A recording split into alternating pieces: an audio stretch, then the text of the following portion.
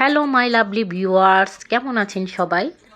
আমার প্রাণপ্রিয় ভিউয়ার্সদের জন্য আমি খুবই মজাদার সহজ একটা রেসিপি নিয়ে চলে আসলাম। সেটা হলো ভেজিটেবল চিকেন মোমো। এটা বাচ্চা থেকে বুড়ো সবাই পছন্দ করবে। আপনাদের বাসায় একবার তৈরি করে ফ্যামিলির সবাইকে খাওয়াবেন আর সবাই আপনার প্রশংসায় একদম ভেসে যাবে।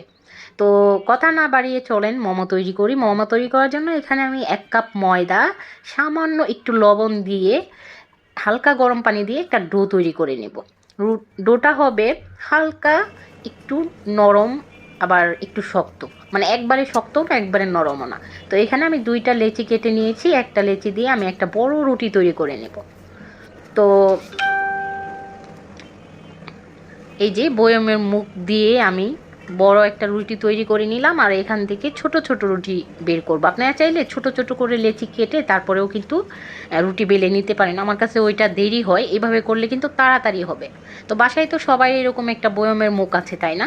তো এভাবে সবাই লেচিগুলো কেটে নেবেন। আর ছোট ছোট রুটিগুলো এই যে আমার বের হয়ে গেছে। এখন আমি ভেজিটেবল চিকেন পুরটা দিয়ে দিলাম, দিয়ে আমি মোমোর শেপ দিয়ে তৈরি করে নিব। দেখেন ডিজাইনটা আমি কিভাবে তৈরি করছি। আসলে এটা বলে বোঝানো যাবে না, আপনারা দেখেন, দেখলেই আপনারা এইভাবে তৈরি করতে পারবেন। আপনার কাছে এই ডিজাইনটা খুবই সহজ মনে হয়েছে মোমোর, আপনারা চাইলে অন্য কোনো ডিজাইন দিয়েও কিন্তু তৈরি করতে পারেন। তো একটি মোমো আমার তৈরি হয়ে গেছে, এখন আমি আরেকটি তৈরি করছি। দেখেন কিভাবে তৈরি করছি। আমরা যে শাড়িতে কুচি দেই না, এইভাবে এই পাশে 3টা কুচি দিয়ে দিবেন আর মাঝখানে ফাঁকা রাখবেন। দেখেন আমি কিভাবে ফাঁকা রাখছি, তারপরে এই সাইডে আবার 3টা কুচি দিয়ে দিবেন। আসলে এগুলো বলে বোঝানো যায় না যে কিভাবে করছি, আপনারা দেখেই নেন তাহলেই বুঝতে পারবেন। তো দেখেন এই মোমোটাও আমার তৈরি হয়ে গেছে। কি সুন্দর হয়েছে তাই না? দেখতে অনেক সুন্দর লাগতেছে। তো আপনারা চাইলে আমার মতো এরকম ডিজাইন মোমো কিন্তু তৈরি করতে পারেন। আমার কাছে এই ডিজাইনটা খুবই ভালো লাগছে, সেই জন্য আমি এই ডিজাইনেই মোমো সবগুলো তৈরি করে নেব। তো আমি এক এক করে সবগুলো মোমো তৈরি করে নিলাম। এখন আরেকটি বাকি আছে, সেইটাও আমি তৈরি করে নিচ্ছি।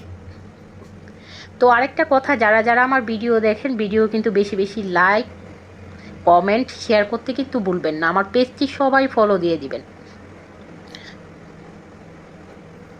তো এই যে আমি সবগুলো মোমো তৈরি করে নিলাম। এখন মোমোগুলো আমি ভাপিয়ে নিব। আপনারা চাইলে চুলায় ভাপিয়ে নিতে পারেন, আমি রাইস কুকারে ভাপিয়ে নিব।